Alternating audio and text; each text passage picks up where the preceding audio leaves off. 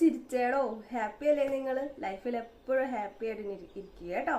എന്തൊരു ഇൻസിഡന്റ് ഉണ്ടായാലും നമ്മുടെ മനസ്സിനെ തകർക്കുന്ന എന്തോ ഒരു ഇൻസിഡന്റ് ആയിക്കോട്ടെ, അതിൻ്റെ അകത്തുനിന്ന് ഒരു പോസിറ്റീവ് കാര്യം നമ്മൾ കണ്ടെത്താൻ കഴിഞ്ഞാൽ നമ്മൾ ലൈഫിൽ ഫെയിലിയർ ആവില്ല. നമ്മൾ എന്തെങ്കിലും ഒരു സാധനം സംഭവിച്ചാൽ നമ്മൾ അതിൻ്റെ അകത്ത് ആദ്യം പോയി ചൂസ് ചെയ്യുക ഒരു നെഗറ്റീവ് ആയിരിക്കും.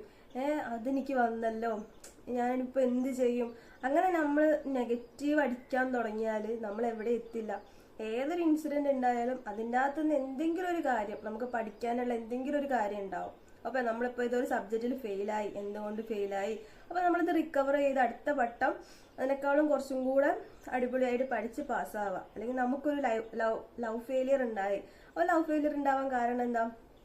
ചിലപ്പോൾ നമ്മളുടെ ബിഹേവിയറോ അല്ലെങ്കിൽ നമ്മൾ ചെയ്ത എന്തെങ്കിലും ഒരു കാര്യം കൊണ്ടായിരിക്കാം നമ്മുടെ ലവർ നമ്മളെ വിട്ടു പോയത്. അപ്പോൾ അതൊക്കെ നമ്മൾ എന്താ ഓവർകം ചെയ്ത് അതിൻ്റെ അതിന് എന്തെങ്കിലും ഒരു കാര്യം നമുക്ക് പഠിക്കാനുണ്ടാവും. അപ്പോൾ ഒരിക്കലും നമ്മളൊരു ഇൻസിഡന്റ് ഉണ്ടാവുമ്പോൾ അതിൻ്റെ അകത്തുനിന്ന് ഒരു നെഗറ്റീവ് മാത്രം ഹൈലൈറ്റ് ചെയ്തെടുക്കരുത്. അതിൻ്റെ അകത്തുനിന്ന് ഒരു പോസിറ്റീവ് ഉണ്ടാവും. നമ്മളത് എടുത്ത് നമുക്ക് എന്താണോ നമ്മൾ മാറ്റാൻ നമ്മൾ ശ്രമിക്കേണ്ടത് അത് മാറ്റി ഓക്കെ ആവുക. ഓക്കെ, ഒരിക്കലും നമ്മളൊരിത് സംഭവിച്ചു പോയല്ലോ എന്നോർത്ത് സങ്കടപ്പെടരുത്. നമ്മൾ ആശ്വസിപ്പിക്കാൻ ചിലപ്പോൾ ആരുണ്ടാവില്ല, നമ്മൾ മാത്രമേ ഉണ്ടാവുള്ളൂ. അപ്പൊ നമ്മൾ തന്നെ പറഞ്ഞ് ഓക്കെ ആക്കി കൊണ്ടുവരണം. ഓക്കെ.